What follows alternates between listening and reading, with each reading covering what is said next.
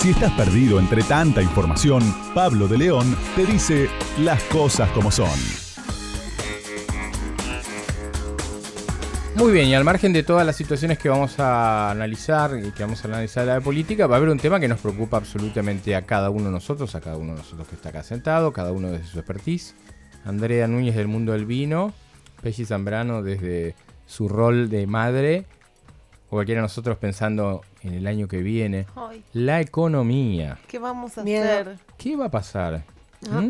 Bueno, para eso nosotros tenemos invitado aquí, a través del teléfono, a un experto que a ver si nos ayuda con algunos datitos, algunos elementos de la economía. Sabemos que no es ni Ludovica, ni Orangel, ni nadie que predice nada, sino una persona muy entendida como es Rodrigo Álvarez, economista y CEO de Analítica Consultora. Rodrigo, ¿cómo te va? Pablo de León saluda, ¿cómo andás?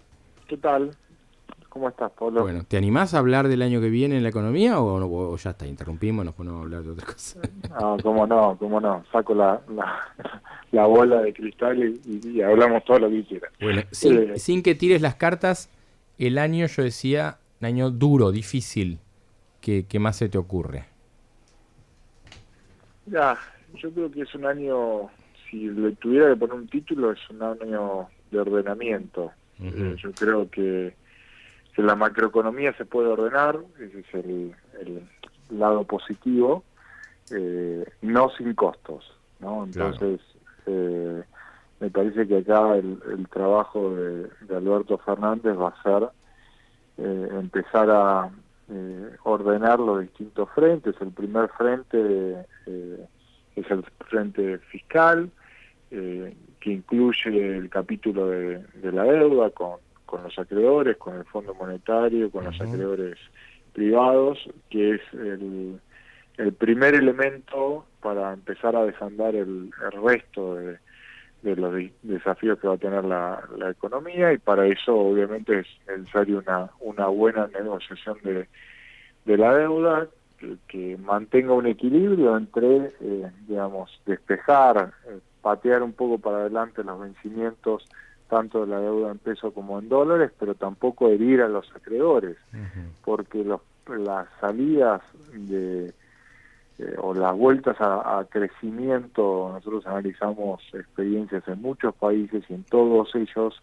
lo que va a pasar o lo que se necesita es que exista financiamiento externo, porque la economía cuando empiece a crecer va si es que lo hace, y nuestra visión es que lo pueda hacer, va a necesitar dólares, y esos dólares tienen que llegar ya sea de inversión extranjera directa, por inversión de las empresas del exterior, desde vaca muerta hasta los distintos proyectos que hay en la Argentina, y por crédito. Entonces me parece que va a ser difícil encontrar y necesario encontrar un equilibrio para que los acreedores eventualmente vuelvan a financiar en la Argentina y esto nos permita crecer. Esto pasa no solo por el Fondo Monetario, sino por otros bonistas. Puede ser que se reviva esta historia que hemos tenido quizás en el arranque del gobierno de Macri, de que puedan aparecer bonistas, fondos buitres reclamando algún tipo de dinero a la Argentina.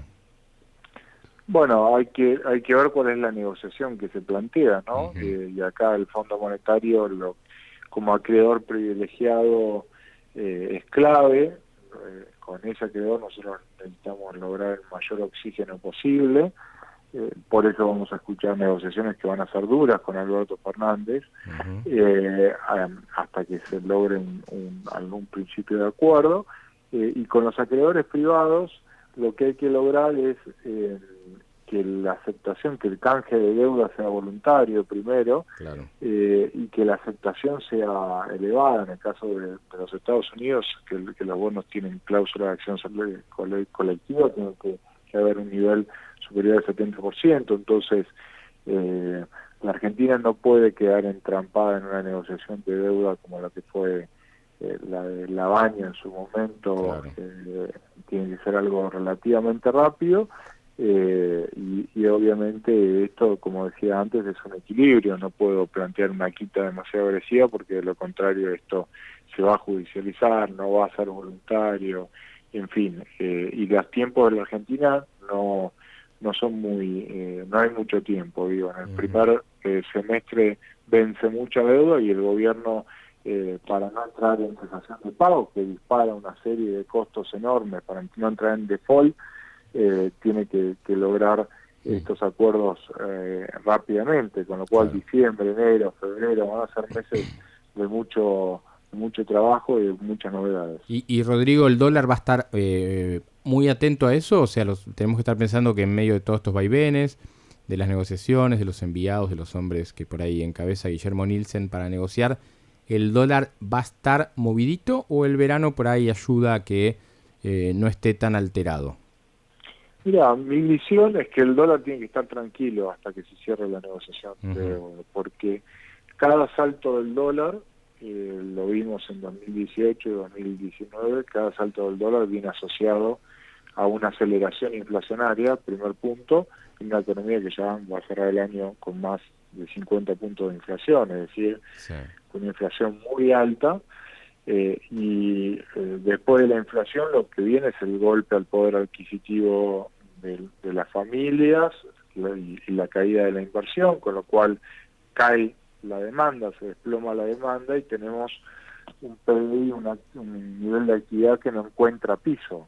Y si no encuentra piso la actividad económica y el PBI, es decir, el tamaño de la economía se sigue achicando en dólares, hay que pensar que pasamos de un PBI de 650.000 millones a 400, algo más de 400.000 millones, que es lo que hace que la deuda también en términos del tamaño de la economía se vuelva muy grande. Si ese proceso no lo cortamos hasta la negociación de la deuda, el acuerdo con los acreedores va a tener que ser mucho más duro, y la verdad que es una dinámica que la Argentina no necesita. Una vez que se logre el acuerdo, si es que se logra, y nosotros somos optimistas, yo soy optimista en ese sentido, que va a haber un entendimiento, después uno sí puede generar algún movimiento del tipo de cambio para empezar a trabajar sobre el resto de las variables, pero recién ahí.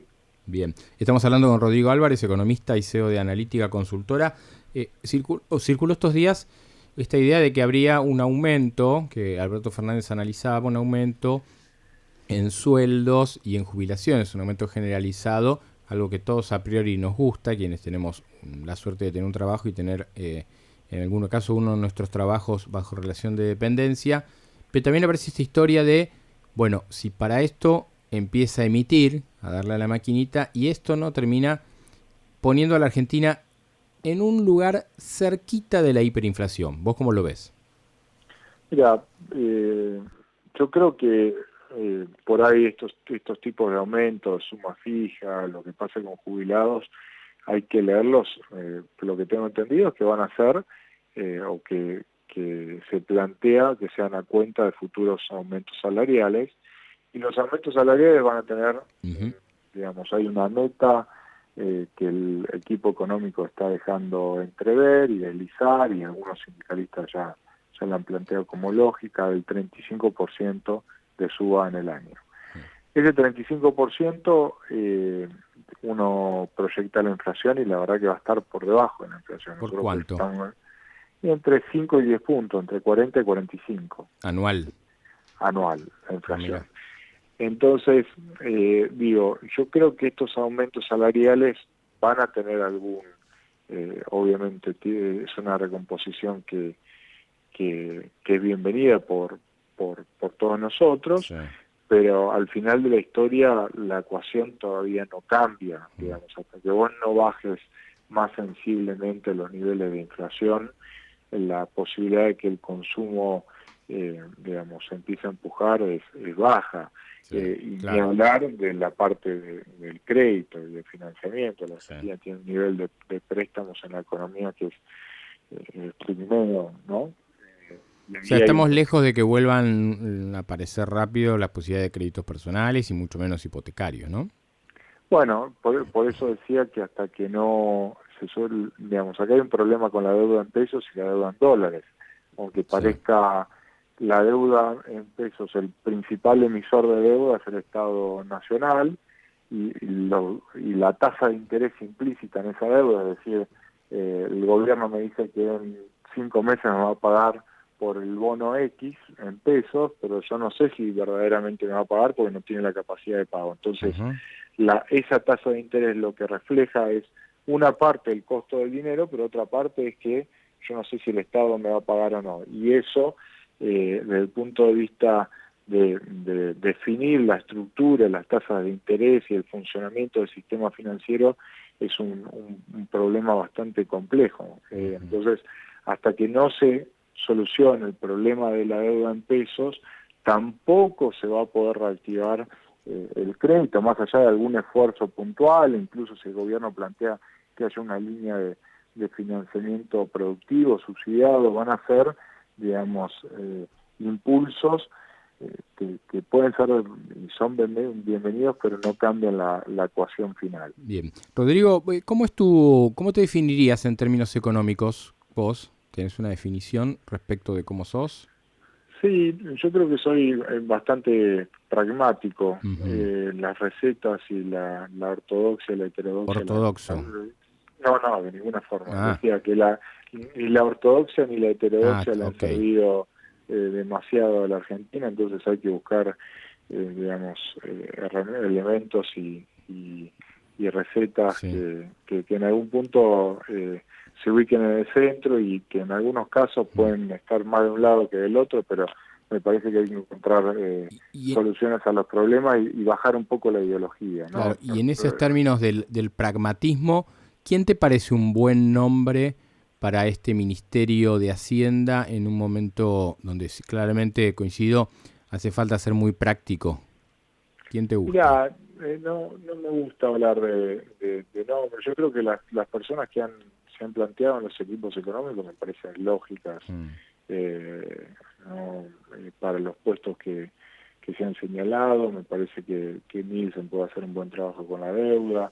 Después habrá otras etapas. Digo, claro. La mejor contribución que pueda hacer Nielsen al plan económico de Alberto Fernández es hacer una buena negociación de deuda, porque de eso están atados muchísimas cuestiones. Entonces no se puede hablar de reactivar a las pymes si no hiciste un buen trabajo en ese frente.